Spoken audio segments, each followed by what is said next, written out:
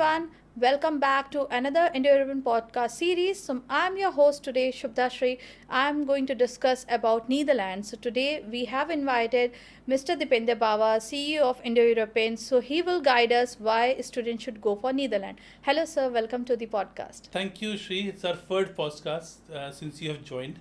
Yes, I would say so. I was very much excited to have this podcast with you. Please go ahead. So first, sir, we would like to discuss why students should go for Netherlands because we have seen some discussions are going on. Students are focusing from Big 4 to Big 14 now. So how Netherlands is contributing in that Big 14, sir? So Shri, the statement you given Big 4 to Big 14 is for real. Yes, sir. So अभी क्या हो रहा है कि lot of people जो Europe जाना चाह रहे हैं ना, उनका जो attraction toward यूरोप काफ़ी बढ़ गया है. Exactly. Number of calls बढ़ गई हैं. Number True. ऑफ क्वेरीज बढ़ गई हैं. सबको यूरोप जाना है अब.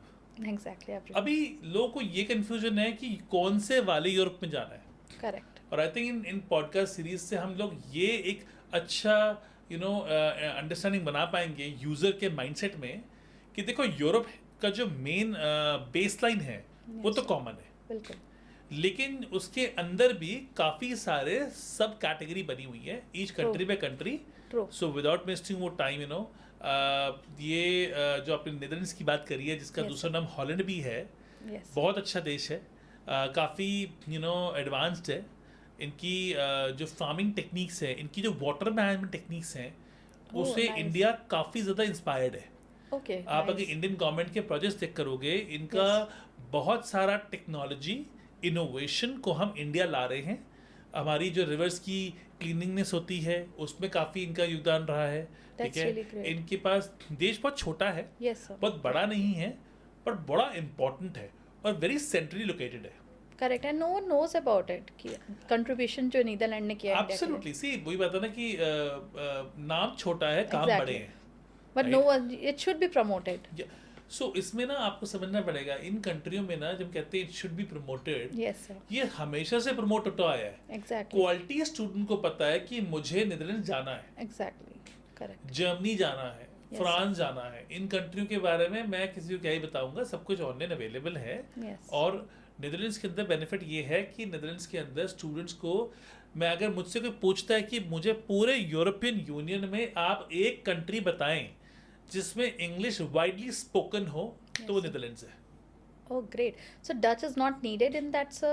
क्योंकि मैंने मेजरली यही सुना है कि Dutch is needed for going for Netherlands. नहीं. सो Okay. बेसिकली डच लैंग्वेज जो है वो चाहिए होगी आपको अगर आप डच में पढ़ाई करनी है. Okay. इंग्लिश में कोर्सेज हैं. Okay. मैं कहता हूँ every Dutch citizen speak English. मैंने Oh, आज that's तक great. किसी को ये नहीं बोला सुनते हुए अपने पूरी करियर में कि मुझे इंग्लिश नहीं आती है. That's really nice. नीदरलैंड्स एक ऐसी जगह है जहाँ पे इंग्लिश जो है वाइडली स्पोकन है. एक्सपैट्स की कम्युनिटी बहुत ज़्यादा है, लेकिन सारे के सारे हाईली स्किल्ड एक्सपैट्स हैं. उसका रीज़न ये आता है क्योंकि नीदरलैंड्स को जनरल लेबर नहीं चाहिए है, उनको स्किल्ड माइग्रेंट चाहिए. Correct. और उसके लिए education is the best route. Exactly.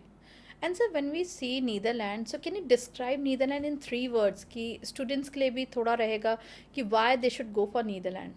Okay, in 3 words. Yes, sir. थोड़ा डिफिकल्ट होगा पर करते कोशिश. I would say innovate, Exactly. Educate Correct. And create. That's great. So Yeah. basically, when we talk about Netherlands, lot of universities are actually offering student courses for bachelor's, masters both. यहाँ पे आपको 1 साल की masters भी मिल जाती है. सो Netherlands जो country है यहाँ पे बेनिफिट भी अच्छे है ना बच्चे को कि भाई आपको एक तो एजुकेशन जो है इंग्लिश टॉट में है. Exactly. आपकी जो जॉब अपॉर्चुनिटीज़ हैं उसमें भी लोकल लैंग्वेज नहीं चाहिए होती इतनी. True. पार्ट टाइम जॉब मिल जाती है बच्चों को. आपको 16 घंटे काम करना अलाउड होता है पार्ट टाइम पर वीक. Right. ठीक है. आपको बेसिकली नीदरलैंड्स एक ऐसी कंट्री है जो आपके नंबर ऑफ ईयर्स काउंट करती है पीआर के लिए. Oh, that's इसमें really nice. एजुकेशन ईयर भी Okay. काउंट करती है. Okay, so complete education here is बिल्कुल जी, वो included. काउंट हो गया आपके. That's really ठीक है. great. नीदरलैंड्स में आप अपना चाहो तो हाई स्कूल पढ़ने भी जा सकते हो. Okay. क्लास 12 पढ़नी हो वो भी पढ़ सकते हो, क्लास 11 भी पढ़ सकते हो. महंगी पड़ती है. Exactly. ठीक है. Yes. महंगी पड़ेगी. पहली बता रहा हूँ 25-26 लाख रुपए का खर्चा आता है. पर अगर कोई कहे कि मैं 25-26 लाख रुपए खर्चने को तैयार हूँ बच्चे के लिए अपने, आप मुझे 11th करवा दो, यहाँ से 12th करा दो, तो हमारे पास हाई स्कूल भी है और That's वीजा great. भी इशू होता है, ठीक है। That's great, और yes. पेरेंट्स उसके बिहाफ पे नहीं जा पाते, पहली तो क्लियर, हाँ, क्योंकि ऑडियंस सोच true. रही होगी बच्चे को भेजूंगी मैं साथ चले जाएंगे, ऐसा नहीं होगा, हम्म। ठीक है। आप मिलने चाहते हो उसको। उसके बाद बच्चे की जो पढ़ाई है वो बैचलर्स डिग्री 4 साल की होती है, ठीक है। नीदरलैंड्स के अंदर जो और अच्छी बातें ये हैं कि आपको 1 ईयर जॉब सीकर वीज़ा भी है। आपने sir. 4 साल की बैचलर्स कर ली है तो आपको 1 साल का स्टे बैक ऑप्शन वीज़ा मिल जाता है, Correct, ठीक है। sir. पब्लिक यूनिवर्सिटियाँ हैं, प्राइवेट यूनिवर्सिटियाँ भी हैं। नीदरलैंड्स के अंदर बेनिफिट ये भी आता है कि स्टूडेंट्स को जो क्वालिटी लाइफ मिल रही है वो बहुत अमेजिंग है। Correct. एम्स्टरडैम कितना पॉपुलर डेस्टिनेशन है ये मुझे किसी को बताने की कोई Everyone knows, ज़रूरत yes. नहीं है, That, राइट। yes, sir. आगे चलते हैं कि अगर हमें जॉब अपॉर्चुनिटीज मिल जाएंगी post education, Exactly. Why Netherlands का, why should I choose Netherland as my study destination, Correct. उसमें ये बड़ा इंपॉर्टेंट क्वेश्चन आएगा। टैलेंट की बहुत डिमांड है वहाँ पे अभी। आपके बैंकिंग सेक्टर हो जाए, आपके इंजीनियरिंग सेक्टर हो जाए, आपके टेक सेक्टर हैं या आईसीटी हैं या एआई है, इनकी बहुत डिमांड है। बिजनेस मैनेजमेंट की भी डिमांड्स हैं पर Yes, sir. इनकी ज़्यादा डिमांड्स हैं। Because growing वही सेक्टर है अभी के लिए. सब जगह पे ग्रो हो रहे हैं, सब जगह Exactly. सेक्टर वही कॉमन आ रहे हैं। Correct. लेकिन अगर हम बात करते हैं नीदरलैंड्स के अंदर तो थोड़ी सी दिक्कत भी आती है। Yes, अब मैं sir. थोड़ी दिक्कत भी बताऊंगा, भाई प्रोज तो है तो कॉन्स भी तो है ना। Exactly. एक तो बहुत ठंड नहीं पड़ती, पहली चीज, ठीक है, बीच के पास है। दूसरा थोड़ा सा चीजें आती कि यहाँ पे ना अकोमोडेशन बहुत डिफिकल्टली मिलती है। Okay. अगर आप नीदरलैंड जा रहे हो They और- should plan तो early. आपको अर्ली से जैसे ही एडमिशन लेटर आ जाए आपका, Okay. फटाफट से आपको अपनी अकोमोडेशन को प्लान करना है। Okay. नहीं तो श्री आप लिटरली सड़क पे खड़े होगे वीजा के साथ, पर आपके पास जगह नहीं रहने के Accommodation लिए। नहीं हो. Even not even the hostel accommodation. नहीं, लेट वालों को बहुत दिक्कत होती है और Okay. महंगी भी है। Correct. नीदरलैंड जा रहे हो तो अकोमोडेशन महंगी को एक्सपेक्ट करके जाओ। मैं ये नहीं बोलूंगा कि भाई ये बॉल्टिक्स है या ईस्टर्न यूरोप है, ये है नीदरलैंड्स। यहाँ पे Correct. आपके पास जेब में लगभग 1000 यूरो होना चाहिए।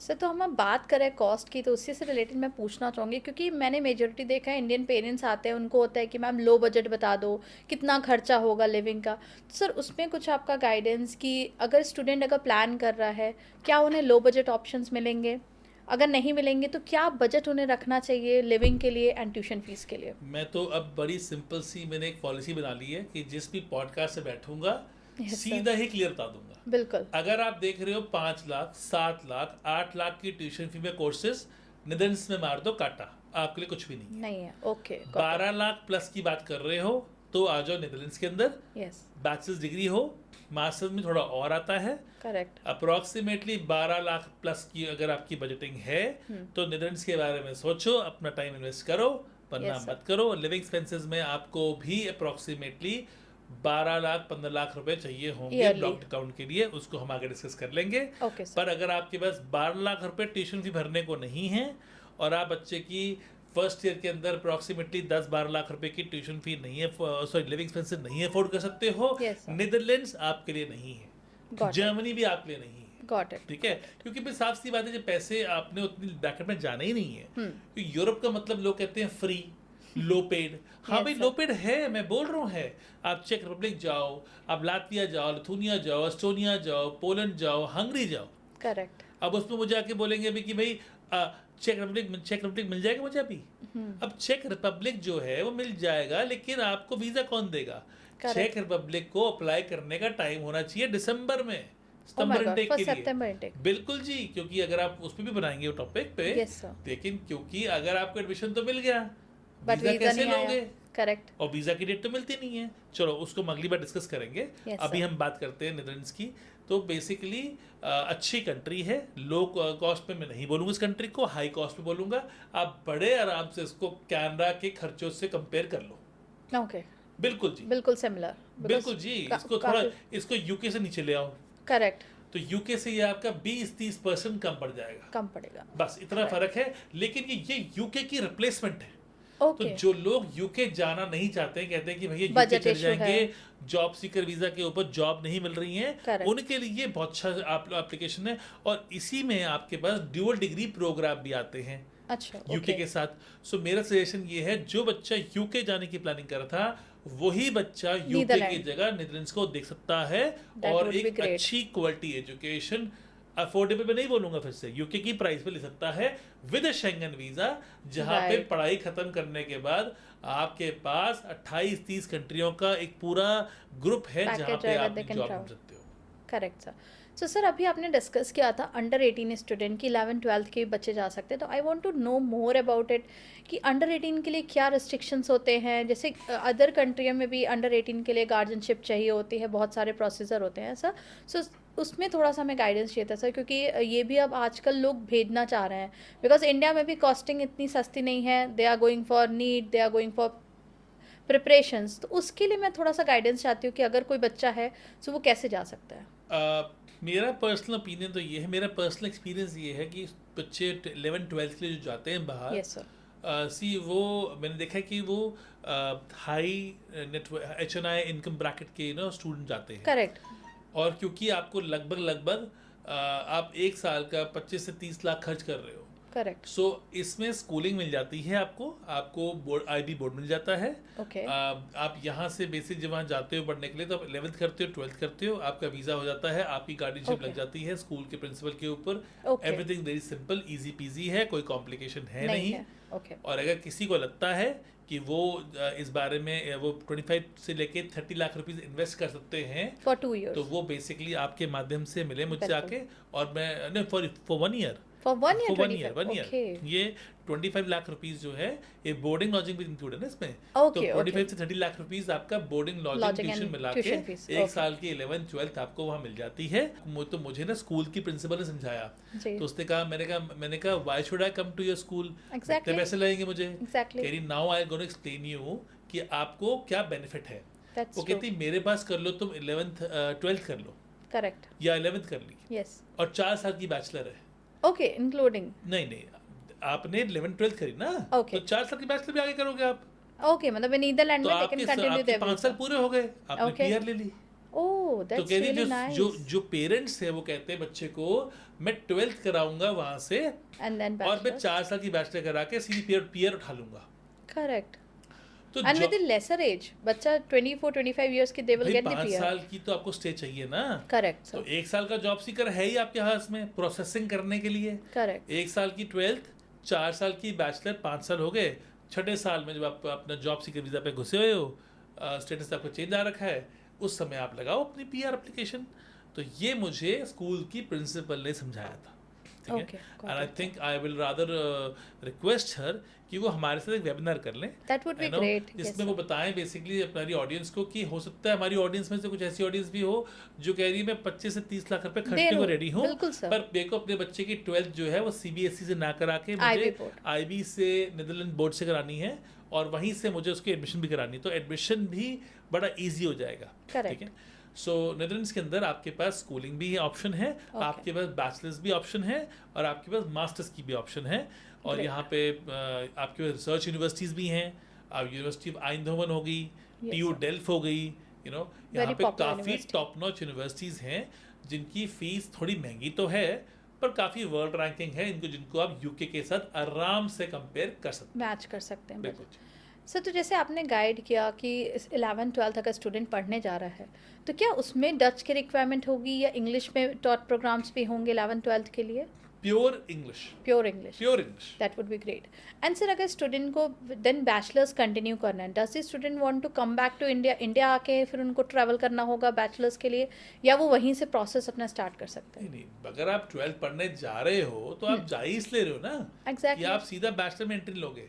राइट। आपके पास ऑप्शन है, इंडिया से बैचलर में जाना है इंडिया से चल जाओ, करेक्ट। वहां से जाना है वहां से चल जाओ। That's true. लेकिन जो समझने का सिस्टम ये है कि अगर किसी के पास फंड्स की दिक्कत नहीं है, तो उनका बच्चा बेसिकली जैसे ही अपनी बैचलर खत्म करेगा वो PR के लिए अप्लाई कर देगा, एग्जैक्टली। क्योंकि उसके पास पहले path हो से जाएगा। उसने नंबर ऑफ ईयर्स पहले ही पूरे कर दिए ना। करेक्ट। तो नीदरलैंड्स जो है वो नंबर ऑफ ईयर्स पे चलता है कि आपने बेसिकली कितने साल वहां पे रहे हो, राइट। लीगल स्टेटस कितने साल रखा है, ठीक है। अब यहाँ पे ना एक और सिस्टम भी है, मैं इसके लिए ना एक बच्चे को लेके आऊँगा, मैं किसी को इनवाइट करेंगे हम, वो मैं ज़्यादा एक्सप्लेन करेगा।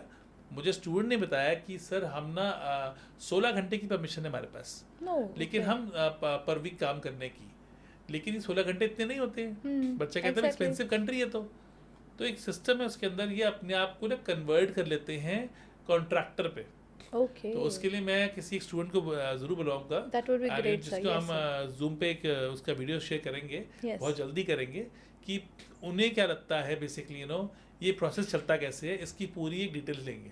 That would be मैंने really बायो great. में ना आपको भी लिंक देता हूँ, जो नीदरलैंड्स में मैंने जाके शूट किए, जहाँ मेरे पास 2 स्टूडेंट थे, उन्होंने मुझे बताया नीदरलैंड्स के अंदर क्या क्या अपॉर्चुनिटीज़ हैं और क्या उन्हें दिक्कतें आ रही हैं, क्या बेनिफिट्स हैं। तो आपकी ऑडियंस के लिए मैं दोनों लिंक्स जो हैं बायो में लगा रहा हूँ। Yes, sir. I am sure कि स्टूडेंट जो हैं यहाँ पे जाके ज़रूर इन 2 video check And they will करेंगे get the benefit. और इनको सारा कंटेंट मिल जाएगा कि बच्चा क्या बोलता है। स्टूडेंट जो बोलेगा ना उसको ज़्यादा सुनेंगे, बिकॉज स्टूडेंट से स्टूडेंट का कनेक्शन एक अलग होता है। Right. I as a consultant will always be as a consultant, because बच्चा मेरी बात शायद नहीं मानेगा, लेकिन स्टूडेंट की बात जरूर सुनेगा। Correct sir. सो अभी जैसे सर हम डेली डिस्कशंस होते हैं पेरेंट्स से भी, they are little bit worried कि मैम जॉब नहीं मिलेगी, मिलेगी तो कैसी जॉब मिलेगी, क्या पे स्केल होगा। तो उसके लिए सर अगर आप कुछ गाइड कर सकते हैं कि अगर बच्चा हाई स्कूल के लिए जा रहा है वो कैसी जॉब कर सकता है, या बैचलर्स के लिए जा रहा है तो कैसी जॉब्स होंगी, क्या पे स्केल होगा, एम्प्लॉयमेंटली रेट कितना होगा, तो उस पर सर आप गाइड करिए। एम्स्टर्डम सिटी है यस सर। और इसलिए वहाँ पे खूब टूरिस्ट आता है और वर्ल्ड का सबसे ज़्यादा टूरिस्ट वहीं पे आता है।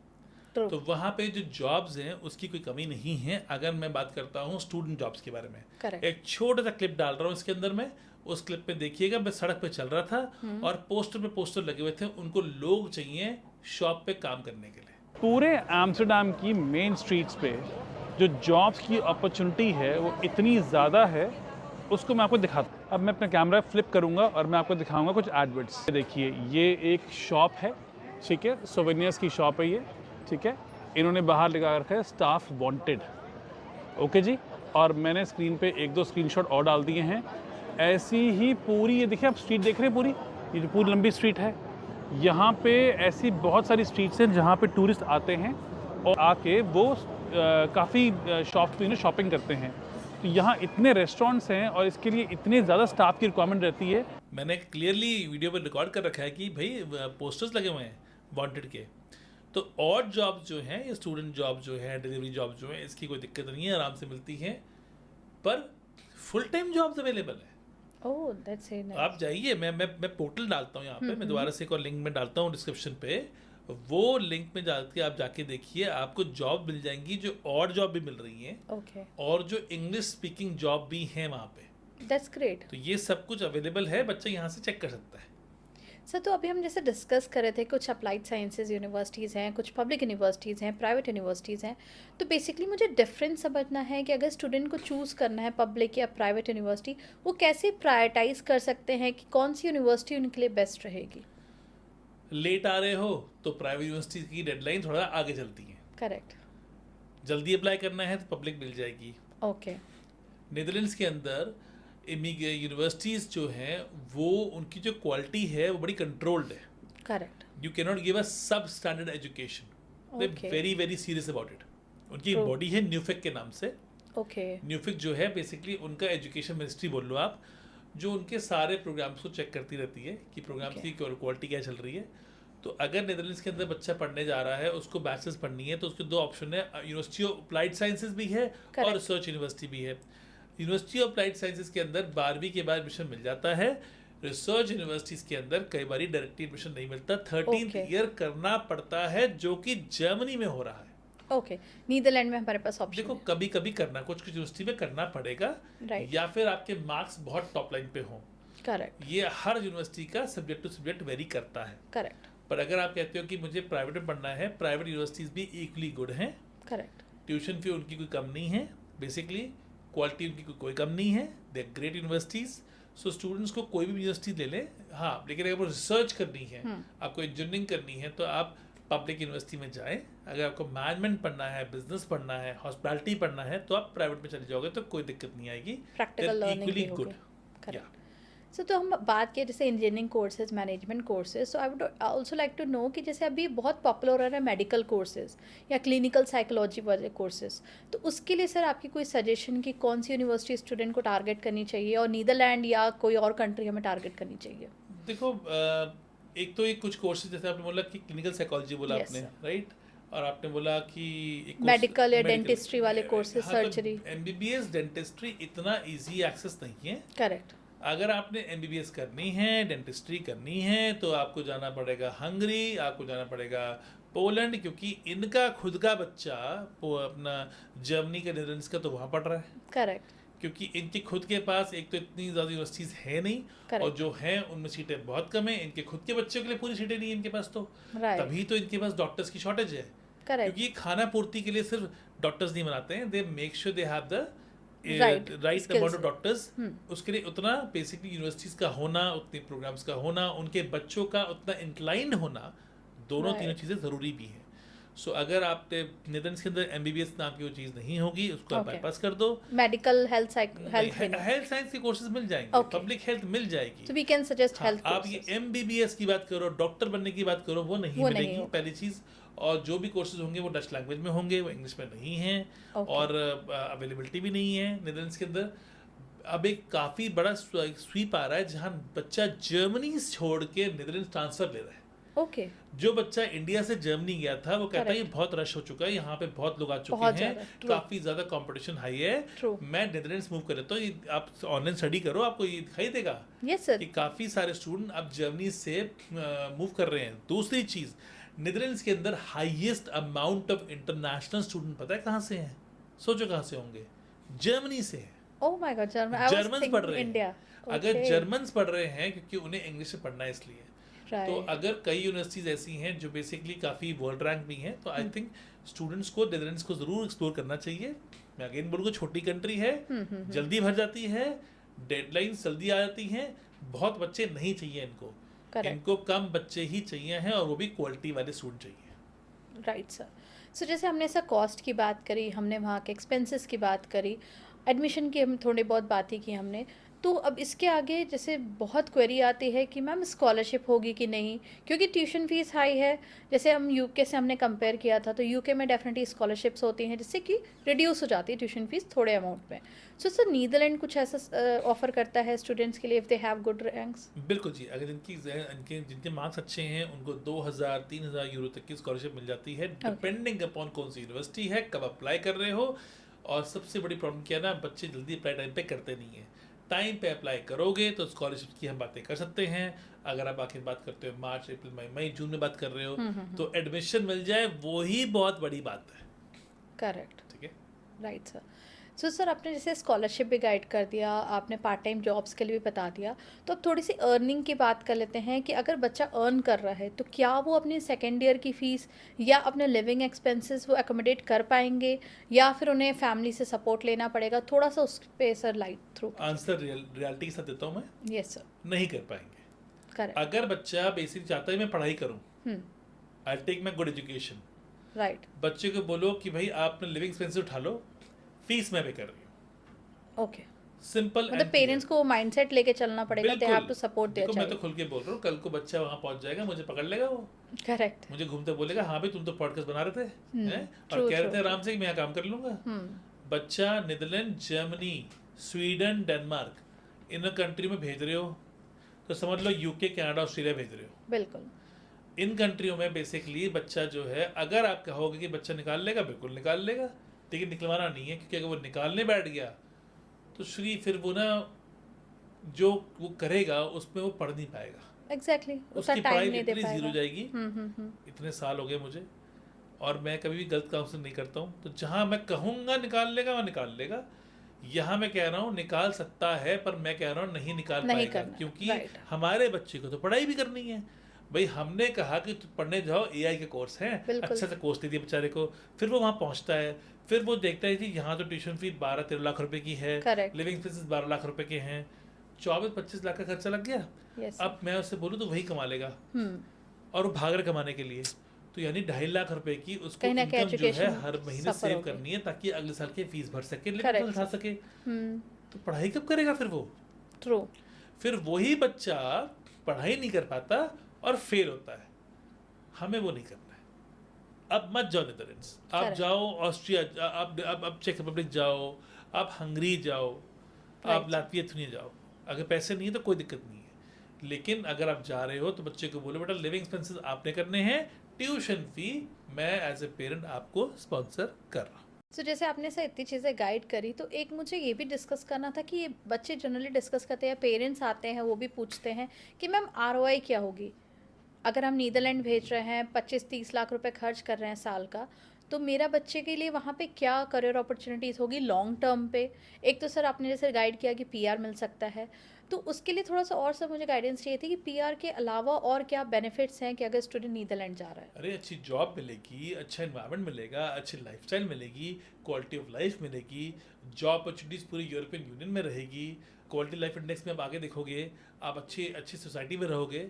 जो भी आप यूएस से कनाडा ऑस्ट्रेलिया में सोचते हो ना, बिल्कुल। उसको आप कॉपी कर दो नीदरलैंड में +20% से। एग्जैक्टली। भाई छोटा देश है, हाई क्वालिटी है और बहुत ही ऑर्गेनाइज्ड है। सर तो अब मैं थोड़ा सा एक रैपिड फायर राउंड शुरू करना चाहती हूँ। Please. तो उसमें बेसिकली मुझे आपसे वन वर्ड में आंसर चाहिए होगा। So I will start with the first question, which is the best city for students? Amsterdam, no doubt. Okay great. Most popular courses? Business management, ICT and AI. That's great. And is it worth studying in Netherlands? Absolutely, no question. Okay. And is it best for engineering students? Very much true. Okay. What are the best long-term career opportunities? In terms of doing bachelor's or master's, both of them are equally good. If you do your bachelor's from Netherlands, आपके पास एक अच्छा strong base मिल जाएगा। आपने masters कर ली है, आपकी education काफ़ी research oriented होगी, so you be more demanded in the labour market. Correct, sir. And one last question, sir. ये आपने cover already कर दिया, but still I will ask for it. So what are the earnings sir, in the part-time jobs in Netherlands? Enough to fund your living expenses in Netherlands. It could be 1,500 euros, 1,600 euros, but only to fund either your tuition fee or your living expenses, only one of those. So Okay. एक आपको घर से मंगानी पड़ेगी अगर आप पढ़ाई कर रहे हो तो अगर right. आप दोनों कमाने जा रहे हो तो you will be losing your education definitely because you have no time. Correct, sir.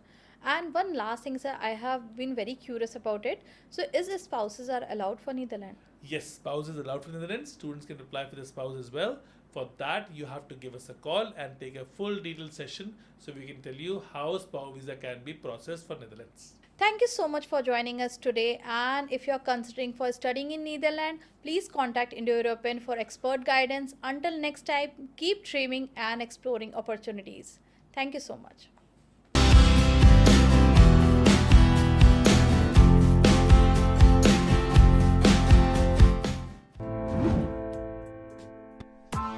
Press the bell icon on the YouTube app and never miss another update.